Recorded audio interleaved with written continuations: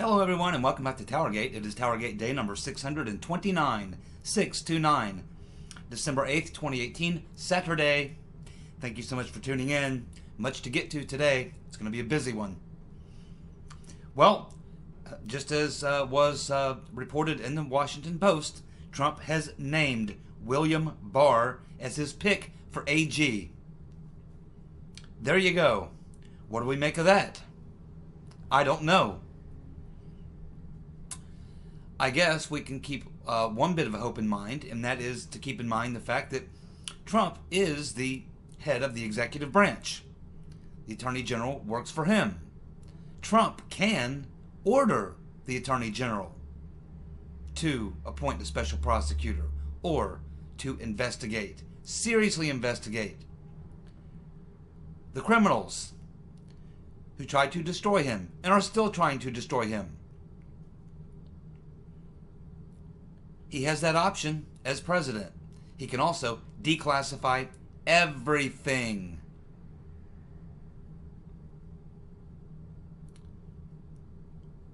We'll see what happens on this. I know a lot of people are not happy with this pick. I'm not. But let's see what he does. Let's see what Trump does. Because after all, whoever the Attorney General is, he works for Trump. Trump can order an investigation. He can order the AG to appoint a special counsel, to convene a grand jury, to do the whole thing. Trump still has all the cards. He just has not played them yet, as far as we know. But there's some other things we're going to get to here in a little while that may give some of us some hope that there's something going on. We just don't know what it is. And I'm not going to pretend to guess. I don't know about any secret plans. I just know what I see. And I do my best to make sense of it. And that's what I'm going to try to do today, as I do every day. Try to make some sense of what I see. Next, it looks like J. Edgar Comey, former director of the Federal Bureau of I'm With Her, did just as I said he would. In fact, I watched interviews with Gowdy, Issa, and Gates, and they seemed surprised that Comey didn't really answer any questions and that they learned nothing new. You also had this FBI DOJ lawyer who joined Comey and his lawyer, and this DOJ lawyer told Comey over and over again not to answer the question. He would not allow Comey to answer questions about the FBI investigation of the rotten Reverend Clinton and her emails and her illegal server. He would not allow Comey to answer questions regarding applications to the FISA court. He would not allow Comey to answer questions on the use of the Steele dossier. The deep state continues to play hide and seek with the truth. As I've said before, as many of you have stated, we need to declassify everything, force the appointment of a special counsel. That's what I would do. That would be my plan. But maybe Trump has a different plan. Let's continue. So now we're hearing that Comey will be back on December 17th. Why? You'll get the same thing. Why do they keep calling these people in who lied to them and refuse to answer questions? Why would you continue to play out this charade? Now, if Comey's coming back on December 17th and I was the president, I would tell my acting attorney general, Whitaker, to go into that hearing room and to overrule the DOJ lawyer and tell Comey to answer the damn question. Whitaker is the acting attorney general. He's over this DOJ lawyer. He could tell the DOJ lawyer to pack his bags and leave the room. And then Whitaker could say, answer the question. It's not going to happen, by the way. But I would force Comey to talk. You bet I would. I would also have the federal marshals waiting outside the hearing room. And when they come out, after Comey answers those questions, I would cuff Comey. And I'd find that DOJ lawyer and cuff him too, because he's obstructing an official investigation by the Congress, which has oversight authority. I'd take both their asses to the slammer. If not, why bother?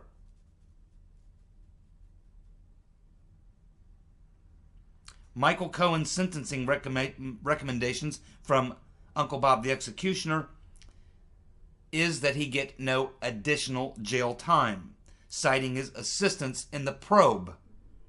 However, the Southern District of New York has recommended 4 years prison time, because they say that Cohen has had a long history and a pattern of deception. Yeah, he's a lawyer trying to keep from being prosecuted. His job is to deceive, just like Comey's job and the Rotten Reverend's job. When you're a criminal and you're trying to avoid prosecution, you engage in deception. That's how the game is played. But you're supposed to have the other side, which is using their tactics. But what we see with the deep state is that we don't have two sides. They're all on the same side, the wrong side. That's the problem. But there may be a solution. Let's keep going. Ocasio-Cortez has threatened to subpoena Trump Jr. because he posted a meme about her. Well, I don't know if Ocasio-Cortez knows this, but when you're a public figure, people are allowed to make fun of you. And you can't do anything. You certainly can't use the power of government to go after them, as she has suggested. That would be an ethics violation. And there is a code for that. She is now in violation of that. You're not allowed to threaten a citizen due to partisan politics or memes.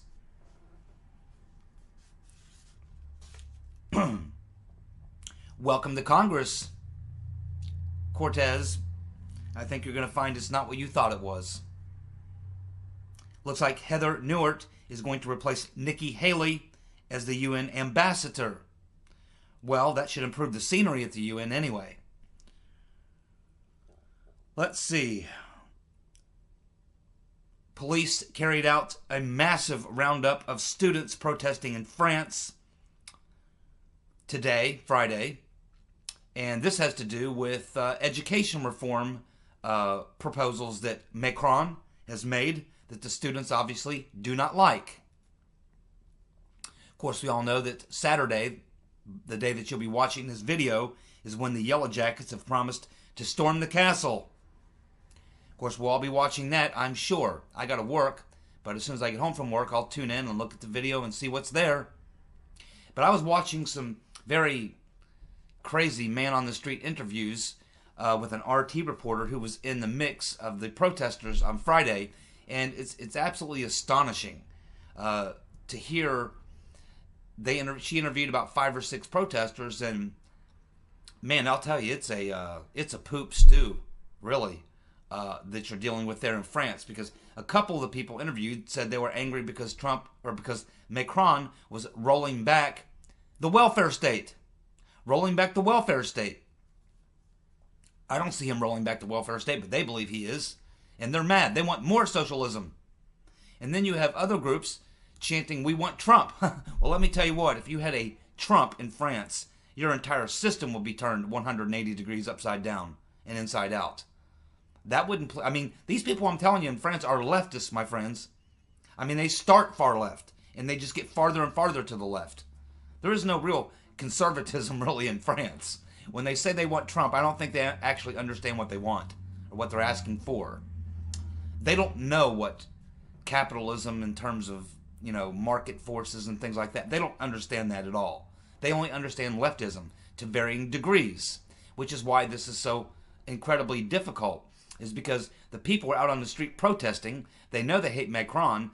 Remember, he came into office just a little over a year ago with 62% approval ratings. He's now down to, it's being reported, 18. You cannot govern the country when you have 18% approval rating. You cannot govern the country.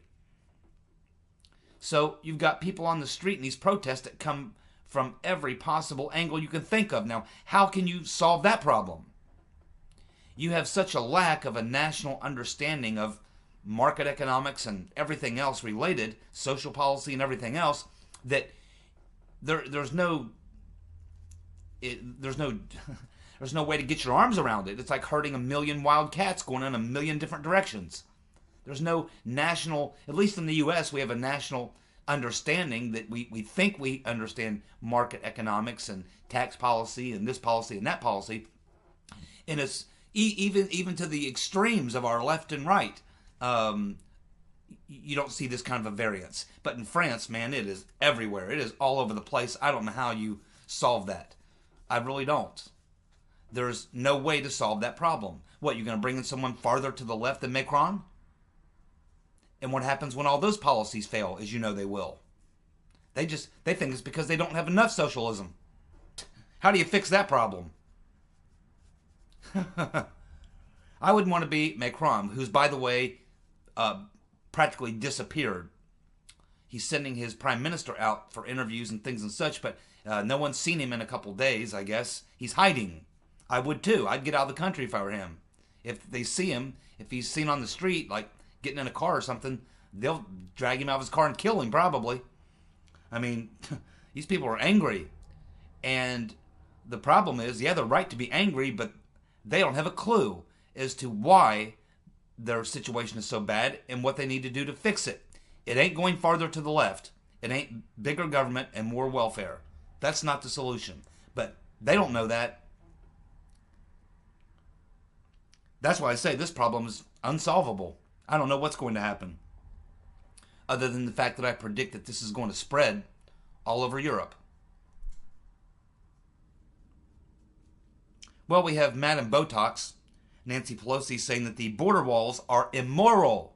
Border walls are immoral. Really? Well, you know, there's over 60 countries that we're aware of that have walls, and they seem to work very well. In fact, if you go to San Francisco, if you've seen the overhead photos, which I have and many of you have as well, Nancy Pelosi, Madam Botox, literally has stone walls around her compound. Her massive estate has walls around it. She also has armed security, but not for you, only for her. The Obamas and the Clintons have high gates, high fences around their properties with armed security, but not for you. Well, Trump went on a devastating tweet storm today, hitting everybody. I mean, he didn't leave anybody out today. He hit Rex Tillerson, said that Tillerson's either dumb or, well, actually he said Tillerson's dumb as a rock and lazy as hell, and that's in response to a tweet that, or a statement that Tillerson made about Trump. He tweeted a long tweet about the Mueller witch hunt where he called out Comey for not answering questions. He called out Brennan, Clapper, the Rotten Reverend Clinton, the DNC, the whole 9 yards. I mean, that Twitter comment had about 8 or 9. There's 8 or 9 comments, which, you know, because they're limited characters. But so to get his entire rant in, it took like 8 or 9 comments. And he went off on everybody. And he continues to threaten that these people are going to be exposed or whatever. So why would Trump continue to tweet like crazy if he has no intention of exercising his authority to bring some justice to the people who tried to, and are still trying, to destroy him? Why would he continue doing that? I don't think he would. If he really wasn't planning on doing anything, he would just go quiet about it and talk about other things. But he doesn't. Every single day, more and more tweets attacking these people and making these sort of cryptic sort of tweets about, you know, these people are going to be exposed, or the heroes will come forward and it won't be these guys. And so he keeps sending out these tweets that would lead you to believe he is going to bring justice on them. But day after day, we see the same thing going on. So I believe that Trump, I don't know why I believe this, but just Trump, I guess. I believe that he is going to make an effort to take down the deep state. I don't know if he's got the situation under control and he has a plan and we just don't know what it is, or if he's as frustrated as everybody else and he's finding it difficult to try to do whatever it is he's wanting to do. It's just hard to say. We don't know what's going on inside Trump's head. But we can read his tweets. And we can see what is actually happening on the ground. Or at least what appears to be happening. Trump's pretty smart.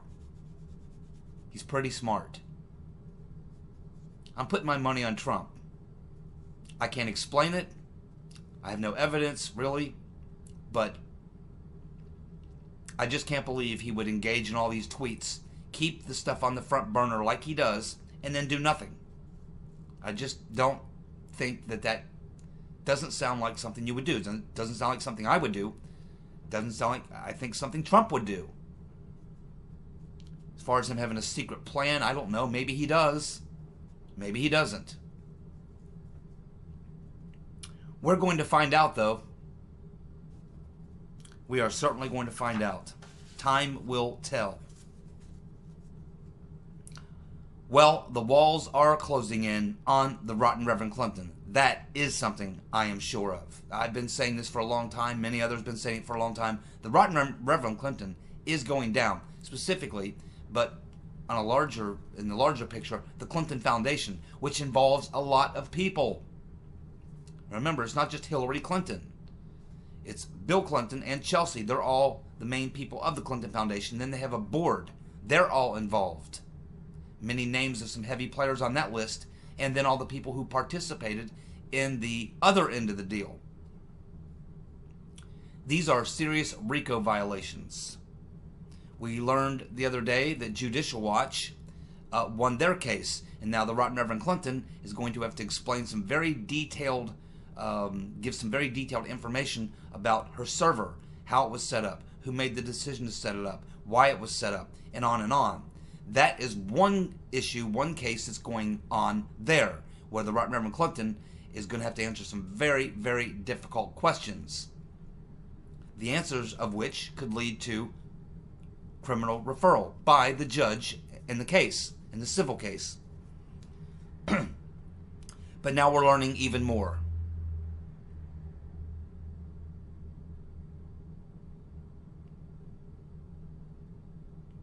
New documents dumped today shows that people connected to the rotten Reverend Clinton's private server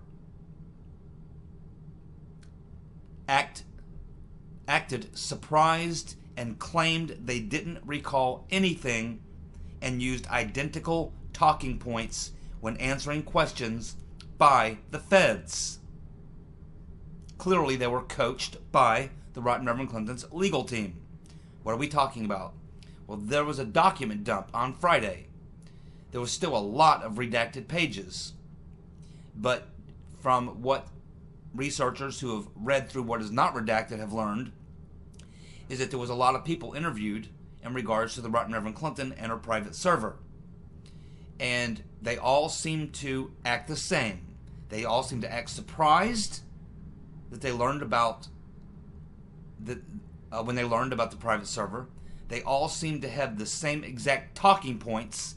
They all seem to have the same problem with memory. Almost like they were coached in a group, like lemmings. And this is apparent in the documents. And we can't even see what's in the unredacted, of which I understand it's largely redacted. A lot there. That's another issue, aside from the Judicial Watch issue. This is to do with the federal issue of an investigation of the rotten Reverend Clinton. And this was documents that were released from a FOIA request from somebody. I'm not sure if it was Judicial Watch or someone else. But that's what we're learning on that front. But there's something else much bigger going down. We heard Mark Meadows say yesterday that he knows for a fact that there is an investigation going on in Little Rock. That there is a prosecutor in Little Rock who's getting busy with it. And this is why I tell you, and I have told you for a long time, that the rotten Reverend Clinton is going down. And it appears in this case, it looks like Trump has outsmarted the rotten Reverend and her deep state friends at the DOJ, the State Department, and the FBI. Because as it turns out, Trump and Sessions hired a private firm to conduct an investigation of the Clinton Foundation. The private firm is named MDA Analytics. It's a firm that is ex-federal criminal investigators. They typically do a lot of work for governments, typically state governments, state attorney generals, and things like that. As it turns out, Dennis Cohen had given his documents to the IRS and the FBI over a year ago. The documents were accompanied by, so he gave this stuff to the FBI and the DOJ over a year ago. But now, this private group has produced a 6,000-page report which lays out serious violations. I understand over a dozen, which would equate to RICO violations. These documents have now been turned over, have now been submitted to this prosecutor in Little Rock. And apparently it was, I guess, Trump, Sessions, and this prosecutor in Little Rock that hired out this firm to do the investigation, because they obviously figured out that it wasn't being properly investigated within the DOJ, so they went outside the DOJ, which means the DOJ and FBI and State Department, they're all sitting back thinking they got complete control of the rotten Reverend Clinton investigation, never knowing that this private firm was actually conducting their own investigation and getting access to what they needed. So the evidence has been compiled by MDA Analytics, 6,000 pages. They've been given to the Little Rock, Arkansas FBI agents a while ago. Then last week, the federal prosecutor in Little Rock requested these documents from the MDA Analytics. Okay, send them on over, is what he says. So the FBI, and this shows that the FBI and the DOJ had all the evidence and did nothing. This incriminates many people at the FBI and DOJ because of what this private firm has exposed. So you can expect in the coming weeks and months there will be firings and resignations as indictments will come down in association with crimes associated with the Clinton Foundation, pay for play, and apparently this gets into a lot of tax crimes, because apparently when you're doing pay for play, there's a lot of money that is being flowing into people's pockets associated with the Clinton Foundation, and that is then can be viewed as money that they should have paid taxes on that they did not pay taxes on. So these are also IRS investigations. And keep in mind, this whistleblower, Mr. Cohen, and it appears 2 other whistleblowers supplied this same type of information, not just to the FBI and DOJ, but to, and the Inspector General, but also to the IRS. So they understood the tax issue involved in this as well. So the perpetrators, the rotten Reverend Clinton, her lawyers, the corrupt people at the FBI, DOJ, and IRS, never knew about this private company until they received the documents along with this whistleblower information, which they now have. But it's too late now. They are busted. Trump and Sessions bypassed the swamp and kept them in the dark. Huber is probably freaking out. Some prosecutor in Little Rock, Arkansas is getting ready to drop the hammer on the Clinton Foundation and all those associated with it, and it's going to expose the obstruction within the DOJ, the FBI, the State Department, the IRS. But it gets worse for the rotten Reverend Clinton and her other cronies at the Clinton Foundation. A federal court judge, now this is in another case, this is in the Judicial Watch case. A federal court judge lambasted and excoriated the DOJ and the State Department for lying and obstructing his case. This is in regard to a FOIA case brought by Judicial Watch relating to the Benghazi attack. The district court judge Lamberth has ordered a proposed plan and discovery within 10 days. At issue, whether Clinton used private email server to skirt FOIA laws. This is a civil case, but the judge can make a criminal referral if he finds crimes were committed. This is where it begins. The rotten Reverend Clinton is going down. Many people at DOJ, in State Department, and the IRS are involved in this obstruction and cover-up.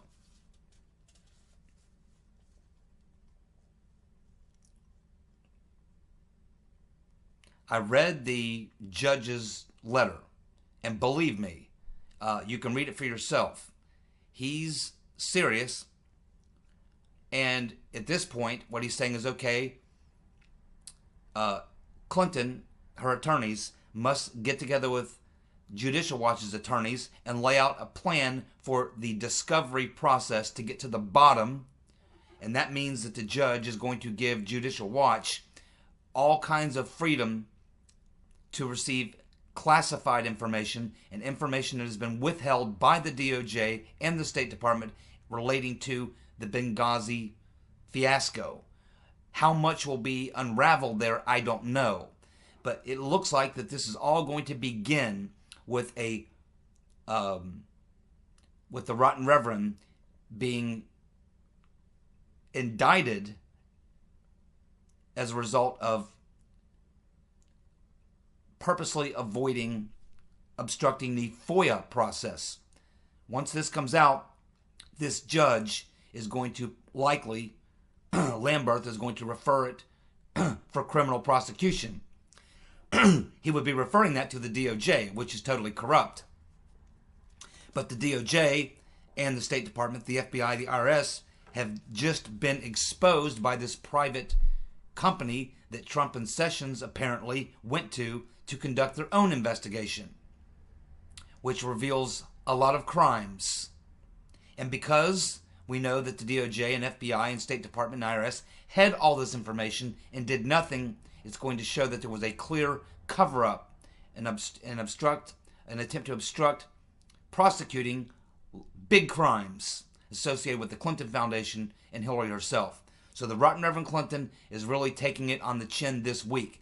2 different Judicial Watch cases, one which could blow up the entire Benghazi thing, certainly expose the private email server, force the State Department to turn over records they don't want to turn over that they've been hiding from the judge for over a year now.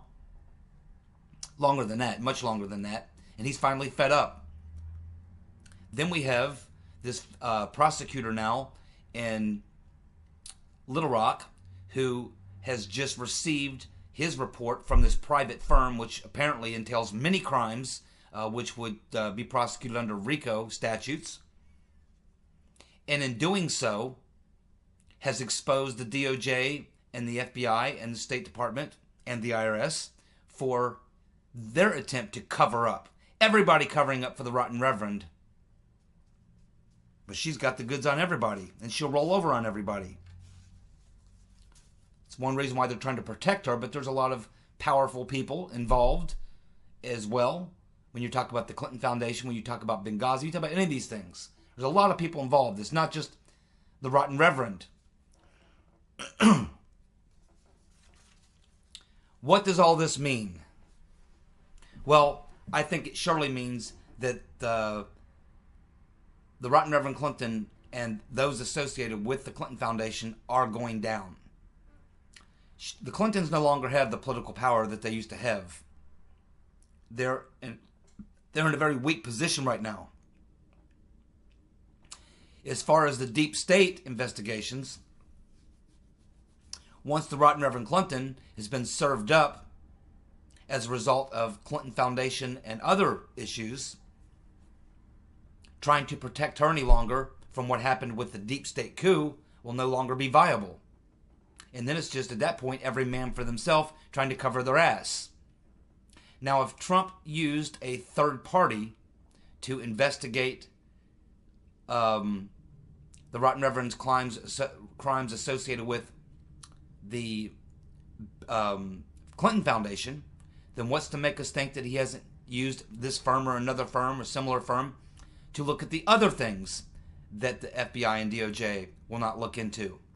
Is Trump using third parties outside the DOJ to actually get to the bottom of it, which would then expose the fact that these people within the DOJ and the FBI and the other deep state agencies were involved in not just knowing about all these crimes, but covering them up and being complicit in all of it? And this includes the media as well.